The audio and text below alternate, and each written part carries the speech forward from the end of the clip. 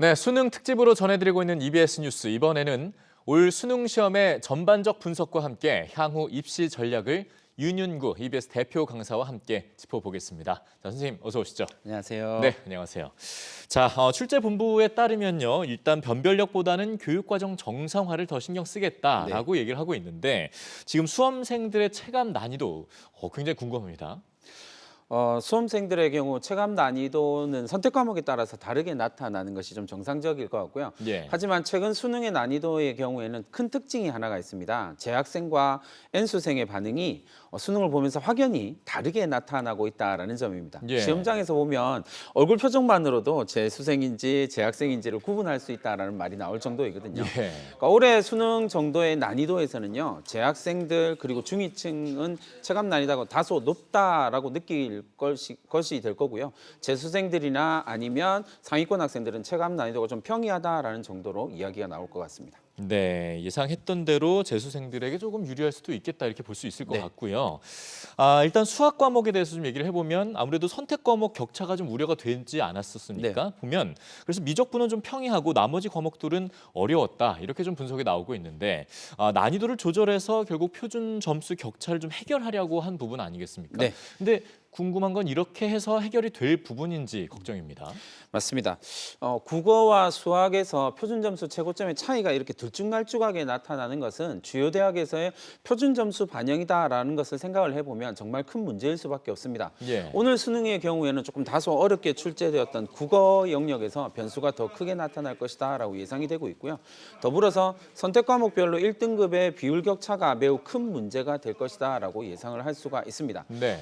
전체적으로 보면 과목별 난이도 조절로 이 문제들을 해결할 수 없다라는 점이 가장 큰 문제가 되는데 앞서 9월 모평에서처럼 9월 모평 국어에서처럼 최고 표준 점수 최고점은 차이가 줄어들었는데 1등급의 비율은 과목별 격차 늘어나는 현상이 나타날 수 있다라고 생각할 수 있을 것 같습니다. 네, 모두가 좀 유의해야 할 부분일 것 네. 같고요.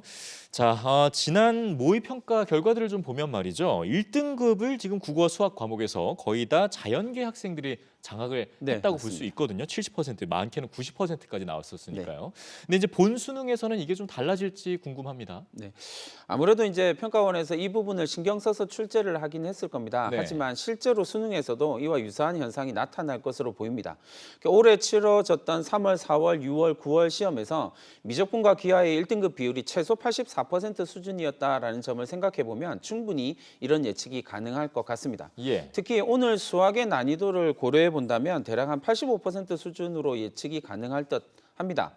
결국 전체 수능에서 1등급의 비중과 표준 점수 차이를 고려하면 수학 성적이 차지하는 비중이 크게 증가하게 되었다라는 걸 알 수 있을 거고요. 예. 결과적으로 이공계열 학생들의 교차 지원의 증가와 내년 수능에서 N수생의 증가로 이어지는 악순환이 나타나게 될 가능성이 높다라고 생각합니다. 네, 유의를 역시 해야 될 것 같습니다. 자, 지금 말씀드리는 동안 속보가 들어온 부분이 있는데요. 영어의 기존 문항 유형을 그대로 유지하겠다. 이렇게 좀 속보가 들어오고 있는데 이거 좀 어떻게 풀이해 볼 수 있을까요, 선생님?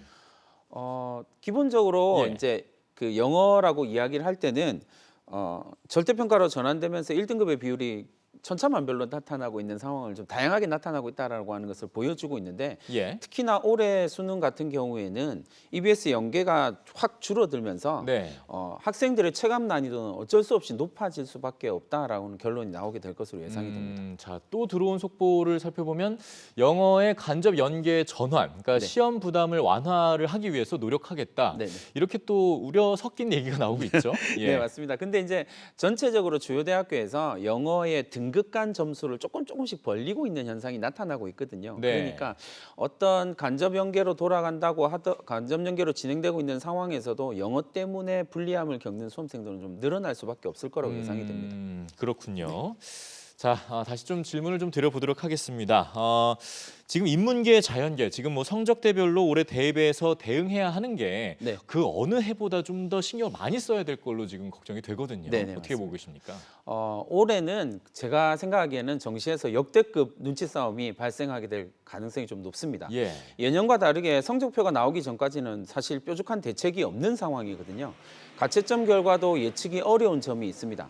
특히나 이공계열의 경우에는요, 성적 인플레 현상으로 인해서 더 복잡한 눈치 싸움이 좀 예고가 되고 있습니다. 네. 게다가 미적분이 조금 평이하게 나왔기 때문에 그런 눈치 싸움은 더 심해질 수밖에 없다라고 생각이 되고요. 예. 그리고 이제 성적표를 받고 난 이후에 제대로 된 전략을 짜야 하기 때문에 불안은 좀 가중될 수밖에 없는 구조인 것 같습니다. 네. 그 성적표를 받고 분석하고 전략을 막 짜기 전에 수시에 대학별 면접과 논술 등이 진행되어야 되는 상황이기 때문에 고민은 매우 많을 수밖에 없을 듯합니다. 예. 이른바 수시 납치 현상이다라고 하는 것들도 많아질 수밖에 없는 구조인 셈이거든요. 네. 그래서 올해 정시에서 가장 큰 변수 중에 하나는 특히나 이공계열 학생들의 교차 지원 비율이 될 겁니다. 성적표를 받고 난 이후에 이공계열 학생들이 학과가 아니라 대학을 선택하게 되는 비율이 증가하게 될수록 교차 지원은 늘어날 수밖에 없고 네. 결국 인문계열 학생들이 그 피해를 볼 수밖에 없는 구조다라고 하는 점을 생각을 할 수가 있을 것 같습니다. 네. 모든 상황들을 고려할 때 올해는 다소 보수적인 판단을 하고 안정적인 지원을 하는 것이 더 좋겠다라는 생각을 해봅니다. 네. 자, 지금 결과를 좀 보면 말이죠. 예상됐던 대로 반수생들의 비용이 상당히 높게 나왔고 무엇보다 전반적으로 결시율은 작년보다 낮아졌거든요. 네.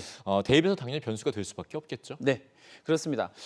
작년에 이어서 수능에서 매우 중요한 변수가 N수생의 증가들입니다. 특히 작년에 코로나 변수에 올해는 약대 변수까지 더해진 상황이라서 더 큰 변수가 될 수밖에 없다라고 말씀을 드려야 됩니다. 최근 주요 대학에서는 코로나 등의 영향으로 학업 중도 포기 학생의 숫자가 지속적으로 증가하는 경향을 보이고 있거든요.